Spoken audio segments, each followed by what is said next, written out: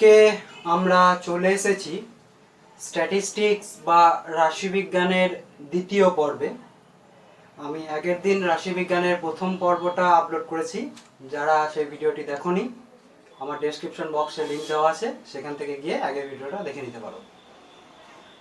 আগের দিন আমি বেসিক জিনিসটুকু নিয়ে আলোচনা করেছিলাম, আজকেও সেই বেসিক জিনিসের আরও বাকি অংশগুলো নিয়ে আলোচনা করব। তো আমরা পরীক্ষা দিই, পরীক্ষায় মার্কস পাই, রেজাল্ট পাই, এবং তার সাথে সাথে আমরা আগে কী হতো, যখন পরীক্ষার রেজাল্ট বেরোতো তখন কিন্তু পরীক্ষায় কে কত নাম্বার পেতো শুধু সেটুকুই থাকতো। এখন একটু আলাদা হয়েছে, এখন কে কত নাম্বার পায় সেটা তো থাকেই, তার সাথে গ্রেড থাকে, A grade, B grade, C grade, এরকম। ধরে নেওয়া যাক, আগে কোনো একটা ছেলে অঙ্কে 100তে 60 পেয়েছিল, এইভাবে দেখা হতো। কোনো একটা ছেলে অঙ্কতে 75 পেয়েছিল, এইভাবে লেখা হতো। আবার কোনো একটা ছেলে অঙ্কতে 79 পেয়েছে, এইভাবে লেখা হতো। এখন এইভাবে তো লেখা হয়, তার সাথে এই সবগুলোকে একসাথে একটা গ্রেড দিয়ে দেওয়া হয়, এ গ্রেড।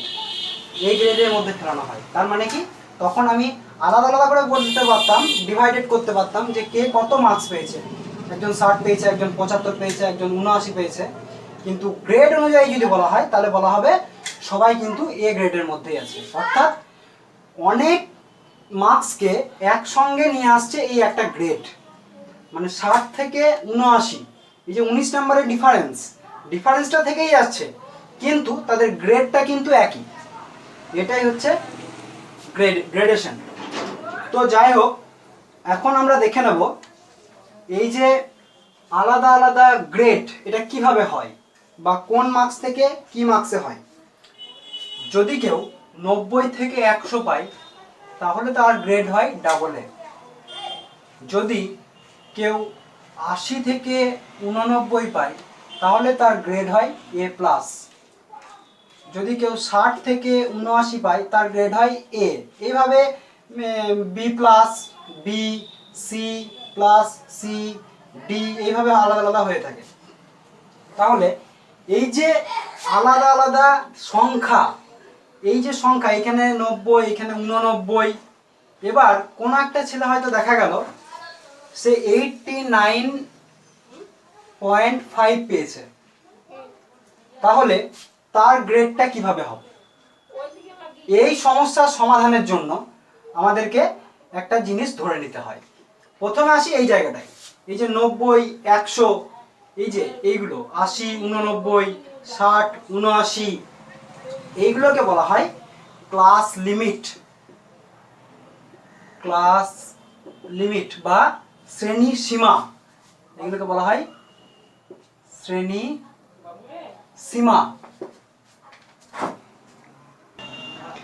এবার এই শ্রেণী সীমার মধ্যে একটা বড় সংখ্যা আছে, একটা ছোট সংখ্যা আছে। এই যে 90টা হচ্ছে এই শ্রেণী সীমার মধ্যে ছোট সংখ্যা, আর 100টা হচ্ছে এই শ্রেণী সীমাটার মধ্যে বড় সংখ্যা। এই ছোট সংখ্যাটাকে আমরা বলবো নিম্ন শ্রেণী সীমা,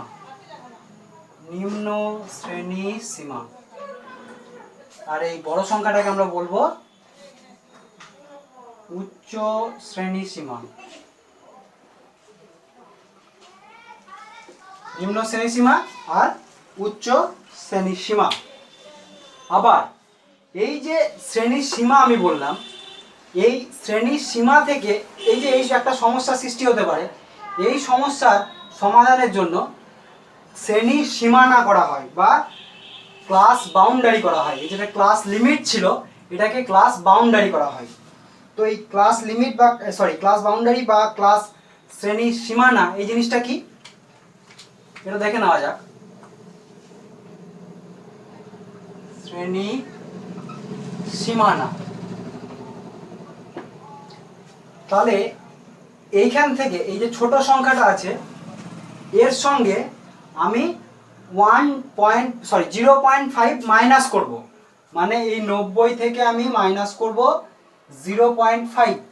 আর এই যে মানে উচ্চ শ্রেণী সীমানাটা আছে, বা এটাকে বলা হয় আপার ক্লাস লিমিট আর এটাকে বলা হয় লোয়ার ক্লাস লিমিট। এই লোয়ারের সঙ্গে -0.5 করব আর আপারের সঙ্গে +0.5 করব।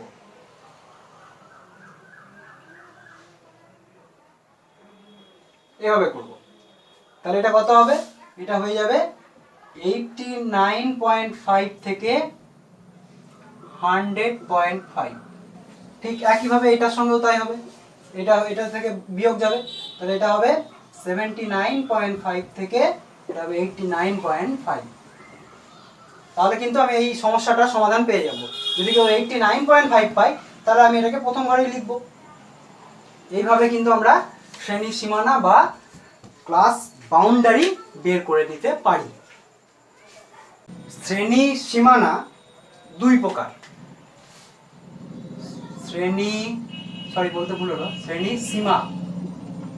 শ্রেণী সীমা হচ্ছে দুই প্রকার। একটা হচ্ছে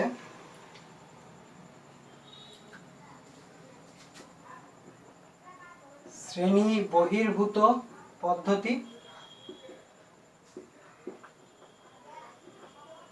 আর একটা হচ্ছে শ্রেণী অন্তর্ভুক্ত পদ্ধতি। শ্রেণী বহির্ভূত পদ্ধতি কোনগুলো? না, যে ক্লাস লিমিটগুলো একই সংখ্যায় শেষ এবং একই সংখ্যায় শুরু হবে। মানে কি রকম? ধরে নেওয়া যাক এইভাবে শুরু হলো যে 90 থেকে 100, আবার 80 থেকে 90, যেখানে শেষ হবে সেখান থেকেই শুরু হবে। 70 থেকে 80 এখানে শেষ হয়েছে, এখানে আবার শুরু হবে। এইটা হচ্ছে শ্রেণী বহির্ভূত পদ্ধতি। এটাকে ইংলিশে বলা হয় এক্সক্লুসিভ মেথড। আর শ্রেণী অন্তর্ভুক্ত পদ্ধতিটা হচ্ছে এর পরের সংখ্যা থেকে শুরু হবে। অর্থাৎ এখানে যদি 90, এখানে 91 থেকে 100 হবে, এখানে 81 থেকে 90 হবে, এই যে 90 এর পরের সংখ্যা থেকে হবে। আবার এখানে হবে 71 থেকে 80, এইভাবে হবে। 80 পরের সংখ্যাটা এখানে হবে, এইভাবে হবে। এটাকে আমরা বলবো ইনক্লুসিভ মেথড।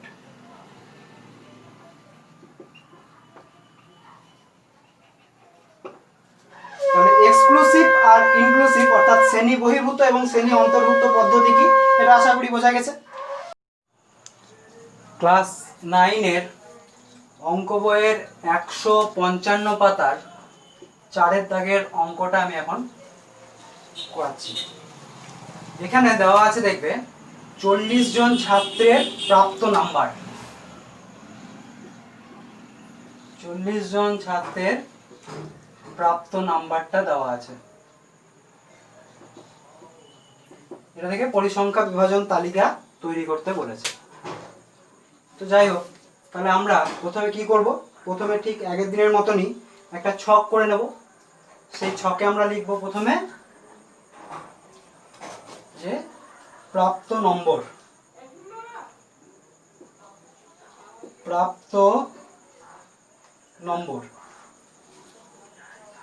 এই প্রাপ্ত নম্বরটাই আমি শ্রেণী সীমা ধরে নিতে পারি।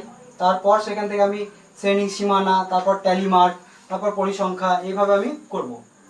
বেশ, তো প্রাপ্ত নম্বর আমি এখানে দেখো আছে, সব থেকে কম আছে 1, আর সব থেকে বেশি আছে 49। সব থেকে বেশি আছে 49, আর সবচেয়ে কম আছে 1। তাহলে আমি এটাকে ধরে নিতে পারি, যেহেতু 40টা সংখ্যা আছে, আমি এটা 4টে শ্রেণীতে বা 5টা শ্রেণীতে যদি দেখাই, আমি 10 করে নিতে পারি। যে 1 থেকে 10, 11 থেকে 20, 21 থেকে 31, 31 থেকে 41 এবং 41 থেকে 50। তাহলে কিন্তু আমার পুরোটা কভার হয়ে যাবে। এভাবে কিন্তু আমরা করে নিতে পারি।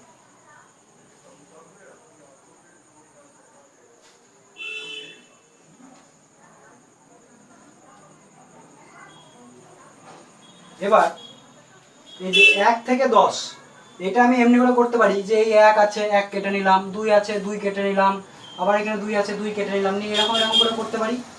অথবা আমি আরেকটা নিয়মেও করতে পারি, সেটা হচ্ছে পরপর যা আছে সেগুলোকে আগে বসিয়ে নিলাম, সেভাবেও আমরা করতে পারি। কিন্তু এখানে একটা জিনিস লক্ষ্য করে দেখো, এইখানে দেখো এটা শ্রেণীর সীমা আছে, আর আমি বলেছিলাম শ্রেণীর সীমাটাকে শ্রেণীর সীমানা করে নিলে ভালো হয়। যদিও এখানে 0.5 দিয়ে কোনো নাম্বার নেই, অর্থাৎ 10.5 বা 20.5 এরকম মার্কস কিন্তু নেই, তবুও আমরা এই শ্রেণীর সীমাটাকে শ্রেণীর সীমানা করে নেব। শ্রেণীর সীমানা করতে গেলে কি করতে হবে, এটাকে আমরা করব শ্রেণীর সীমানা বা ক্লাস বাউন্ডারি। তাহলে এর সঙ্গে -0.5 করতে হবে। তাহলে 1 থেকে যদি আমি -0.5 করি হবে 0.5, আর এর সঙ্গে 0.5 অ্যাড করতে হবে, যোগ করতে হবে, তাহলে এটা হবে 10.5।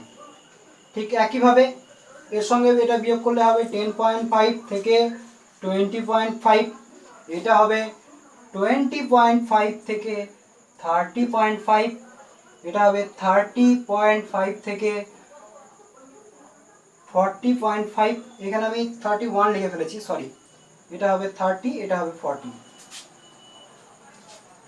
এন্ড লাস্ট হবে 40.5 থেকে 50.5।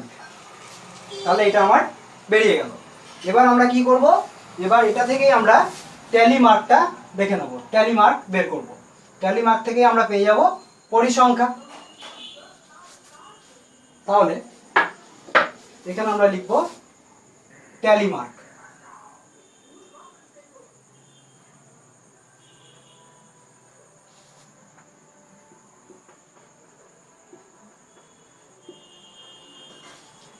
প্রথমে আছে 30, 30 কেটে দিলাম, 30টা বসবে কিন্তু এই যে 20.5 থেকে 30.5 এর ঘরে, এখানে একটা হয়ে গেল। তারপর 23, এটাও বসবে এই ঘরেই।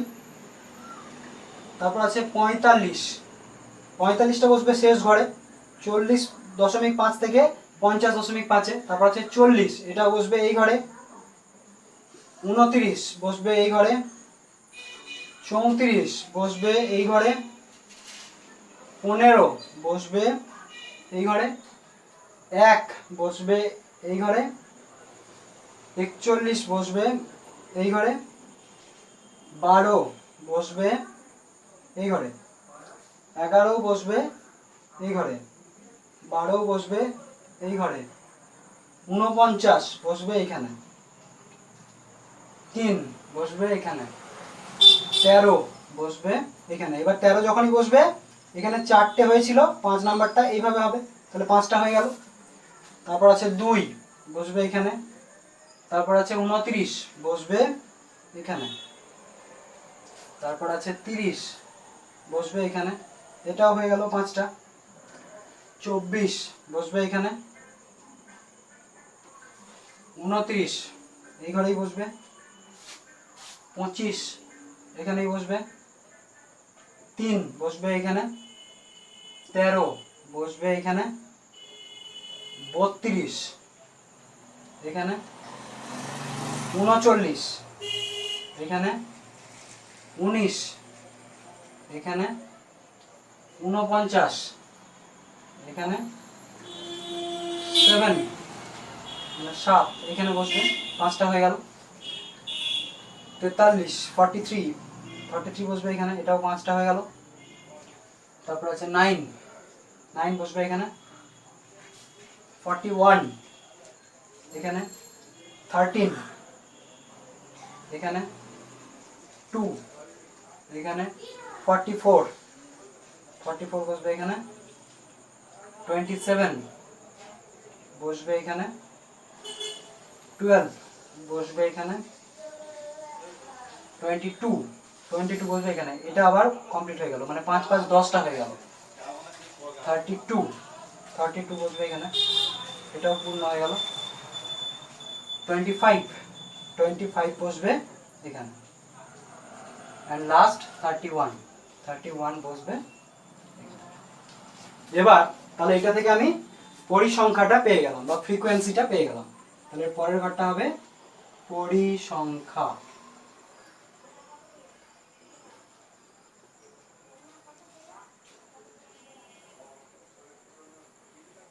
বেশ, তাহলে পরিসংখ্যাটা যদি আমি দেখে নিই, এখানে হয়েছে 5টা 6টা 7টা, এখানে আমি লিখে দেবো 7। এখানে হয়েছে 5টা আর 4টে 9টা, লিখে দেবো 9। এখানে হয়েছে 5 5 10 আর 1 11টা, এখানে হয়েছে 6টা, আর এখানে হয়েছে 7টা। এবার আমি যদি এটাকে যোগ করি, অ্যাডিশন করি, সেক্ষেত্রে এই যে 40 জন ছাত্রের নাম্বার দেওয়া ছিল, এটার যোগফলটাও আসবে 40। এই যোগফলটাকে আমরা এখানে সামেশন, এই চিহ্নটাকে বলা হয় সামেশন চিহ্ন। এই সামেশন হিসাবেও আমরা ব্যবহার করতে পারি, টোটাল না লিখে, বা আমরা এটাকে এটা না লিখে এখানে টোটাল লিখতে পারি। তো টোটাল লেখার থেকে এই সামেশন লিখে দেওয়াটাই বেশি বেটার হবে। সামেশন, এটাকে এফ ধরবো, তাহলে সামেশন এফ মানে ফ্রিকোয়েন্সি। এখানে 7 আর 6 13 আর 1 14 আর 9 23 আর 7 30 এর 0 3 থাকছে, 3 আর 1 4 40। তাহলে এটা আমার মিলে গেল। এবার ক্লাস 9 এর জন্য এটা কিন্তু আয়তলেখ অঙ্কন বা হিস্টোগ্রাম অঙ্কন আসতে পারে। এইভাবে এটা দিয়ে দিল। এবার এই পরিসংখ্যাটা নির্ণয় করলো, পরিসংখ্যা বিভাজন তালিকাটাও আমরা বের করলাম। এবার পরীক্ষায় কিন্তু এটা আয়তলেখ অঙ্কন করো, এটা আসতেই পারে। তো আয়তলেখ কিভাবে অঙ্কন করব? এটা আমরা গ্রাফ পেপারের সাহায্যেও করতে পারি, আবার আমরা সাদা কাগজেও এটা আমরা করতে পারি। তো কিভাবে করব? এটা করতে গেলে আমাদেরকে স্কেলের সাহায্য নিতে হবে। স্কেল, রুল, আর যদি কেউ কনফিডেন্স থাকো তাহলে সে পেনেও ডাইরেক্ট করতে পারো, তবে প্রথম রুলে করাই বেটার, পেন্সিলের সাহায্যে করাটাই বেটার হবে। তো আমরা প্রথমে করব আয়তলেখ, ইংলিশে এটাকে বলা হয় হিস্টোগ্রাম।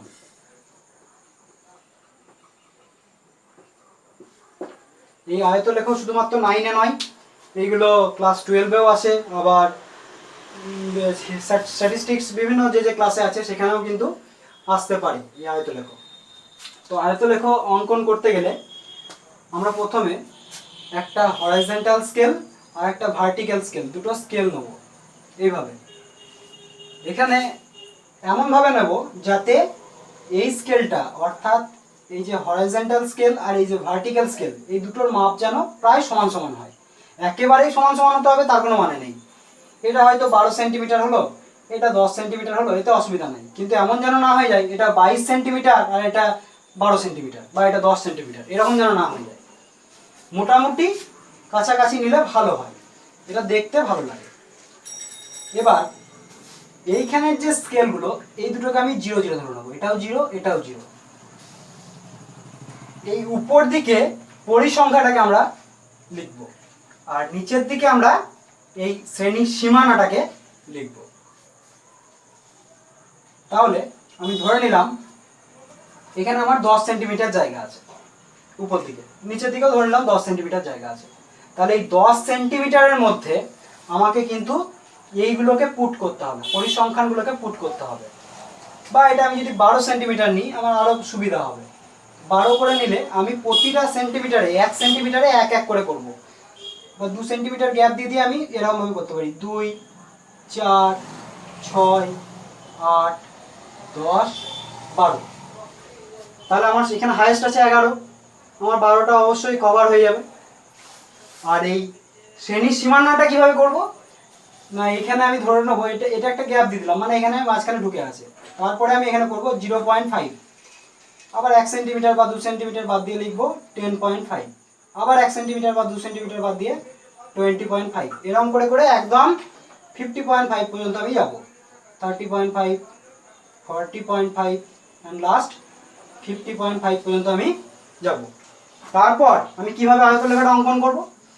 এইভাবে করব। এখানে এই যে 0.5 থেকে 10.5-এ রয়েছে 7, তাহলে এই 0.5 থেকে এই যে 10.5, এখানে আমাকে 7 পর্যন্ত উঠতে হবে। এখানে 6 আছে আর এখানে 8 আছে, তাহলে এর মাঝখানে 7 আছে, এটাকে আমি স্কেলে জয়েন করে দেবো। কি হবে? এটা হয়ে গেল প্রথম আয়তলেখটা, প্রথম স্তম্ভটা। এরপরে আছে 9, অর্থাৎ 10.5 থেকে 20.5-এ আছে 9 বা 9, তাহলে এখানে 8 আছে, এখানে 10 আছে, তাহলে মাঝে নিশ্চয়ই 9 আছে, এটা হয়ে যাবে 9। তারপর আছে 11, এই যে এখানে 10 আছে, এখানে 12 আছে, তাহলে এর মাঝখানে নিশ্চয়ই 11 আছে, এটা হয়ে গেল 11। তারপর আছে 6 তো এইটাই, এটাকে প্যারালালি এখানে নিয়ে গিয়ে এটাকে জাস্ট এরকম করে দেবো, হয়ে গেল। অ্যান্ড লাস্ট 7, 7টাও এর সমান সমান হবে, এই যে এটা 7 হয়েছে তাহলে এর সমান সমান হবে, এটাকে একটু উপরে তুলে দিয়ে এইভাবে হয়ে গেল। এবার এখানে আমরা প্রথমে হেডিংটা দিয়ে দেবো এবং নিচে আমরা স্কেলটা লিখে দিতে পারি যে হরাইজন্টাল স্কেল 1 সেমিতে এত, ভার্টিক্যাল স্কেল 1 সেমিতে এত। আর গ্রাফে করলে স্কেল লেখার কোনো প্রয়োজন হয় না। আশা করি এটা বোঝা গেছে। আমাদের আজকের আলোচনা এটুকুই থাকলো। আগামী দিন আরও সুন্দরভাবে বা আরও নতুন নতুন জিনিস আমরা শিখব। এবং এই স্ট্যাটিস্টিক্স জিনিসটা কিন্তু খুব ইন্টারেস্টিং। এটা ম্যাথেরই একটা ভাগ, ম্যাথেরই একটা পোর্শন। এটা আলাদা সাবজেক্ট যদিও স্ট্যাটিস্টিক্স, তো এটা কিন্তু খুব ইন্টারেস্টিং জিনিস। তাই দেখা হচ্ছে পরের ভিডিওতে। আর আজকের এতটা পর্যন্ত ভিডিওটা মনোযোগ সহকারে দেখার জন্য সকলকে থ্যাংক ইউ।